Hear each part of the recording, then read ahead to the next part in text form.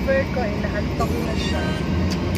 Nag-volunteer ako mag-drive, ayaw naman niya. So, wala akong magawa. Bahala siya. Mas okay sana ako mag-drive dito kasi ano lang, straight lang, konti lang sasakyan. Pero ayaw niya. So, later, mag-drive na lang.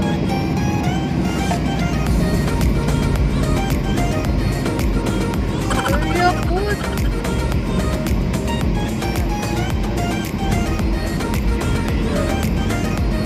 Maya siya sa inyo, guys.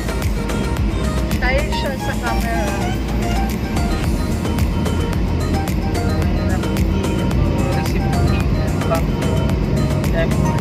Wala pa.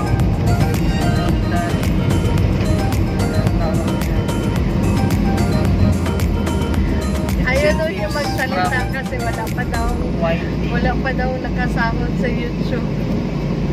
So, saka ka na magsasalita pag makasahod na. Yeah. Ay lang yan, enjoy lang. Enjoy lang, good vibes, di ba? Ganyan lang yan siya. Patience is a virtue. Darating din tayo dyan. Small steps kumbaga.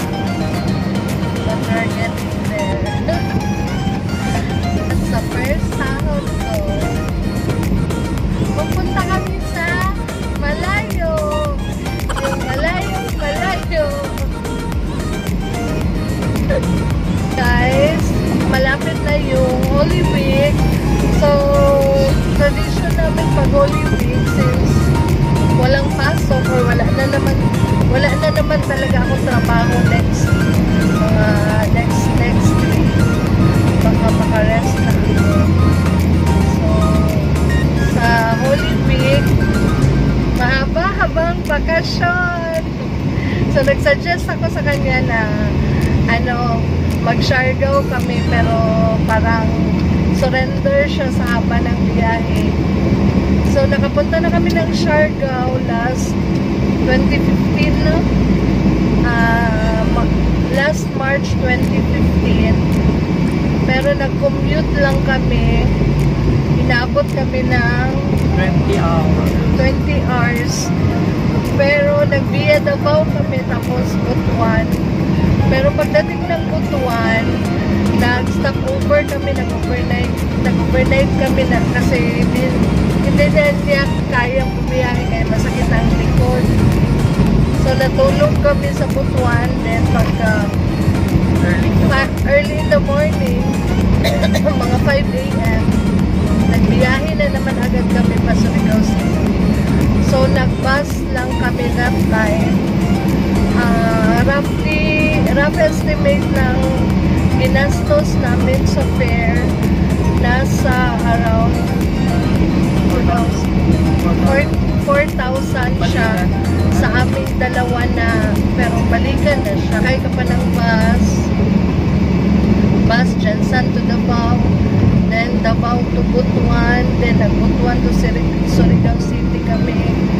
Then pagdating sa Surigao City, mag-ride na naman ng barge or ferry. So 3 hours na biyahe na naman. So roughly 4,000 estimate.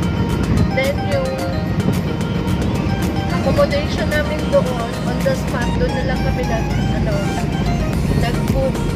Okay na lang kami. So nakahagel kami ng price. So yung doon, ang accommodation, since that time hindi pa masyadong marami, pepresyohan ka talaga nila kasi usually mga turista lang ang pumunta doon, maraming mga boutique, mga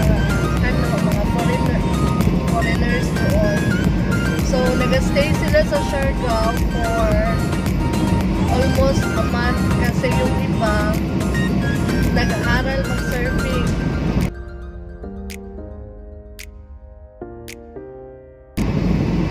Doon sila sa Siargao mag-aral mag-surfing kasi mas mura compared sa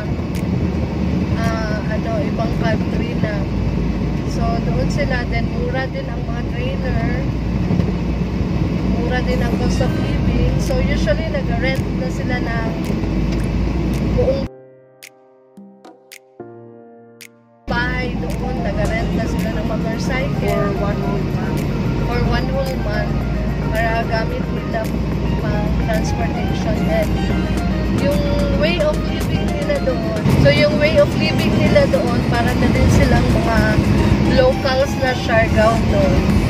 Kasi, pupunta sila sa market, namamalengke, nagluluto. Then, kita sa Siargao or anong mga dapat gawin sa Siargao. Ano lang, may island hopping pa rin sila. May island hopping pa rin sila. Sobrang gaganda ng mga islands nila. Mas maganda pa sa Boracay.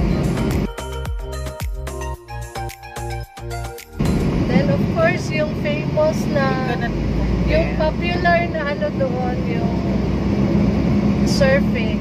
So, maraming nagpa-practice mag-surfing. Capital surfing of the South.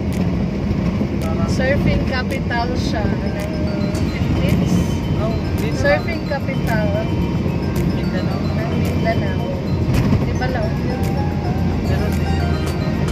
Hindi, so maraming nagsisurfing doon. Di ba nga doon na si Alvin Eigenman. So, locals doon yung napangasawa niya. Taga Siargao ang nakabigani ng puso niya. So, doon na siya tumitira, nag-vlog din siya. Kung gaano kasimple yung life niya doon. So, sa Siargao, maraming mga Pinay na nakapangasawa na ng foreigners. Kasi maraming foreigners. They welcome foreigners with open arms and legs. They welcome foreigners with open arms and open legs. Hindi kami napuntahan yung may mga jellyfish sanctuary, yung doon na part sa sa Socorro.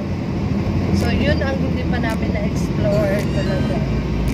Ang nagpaplano kami na ng Siargao, pero parang hindi siya matutuloy kasi siya.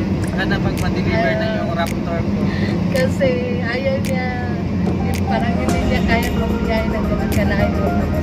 Maliit yan sa sakyan namin. Ayaw niya ako payagan mag-drive para at least may reliable siya. So, option number 2 namin sa Samar. At baka maghanap na lang ng beach sa Samar para makapag-bonding with the kids. Especially si Yan, enjoy na siya. Pag mag-beach kami. Parang ayaw na umito. Tapos yung dalawa kong binata, si RJ at si James. Para makabanding din sila. Of course, my mother.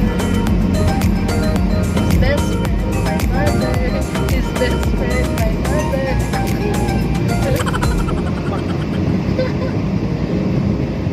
Best friend sila ng mama. Siya ang pinaka-paborito na son-in-law. Siya lang malisang son-in-law.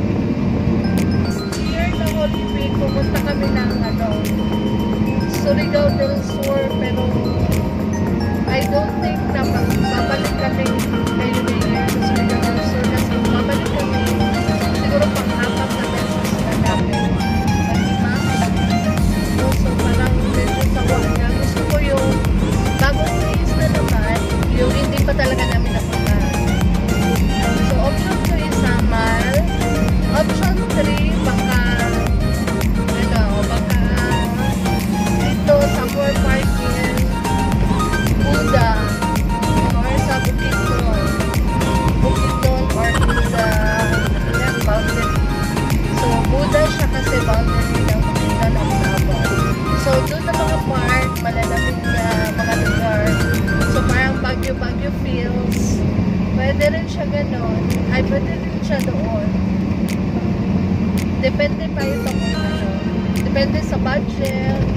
Depende sa oras. Depende sa energy level ng driver namin.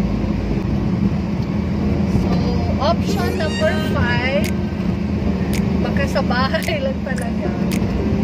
Okay, so depende pa, baka sa bahay lang talaga, kung walang budget. Okay, so, finalize na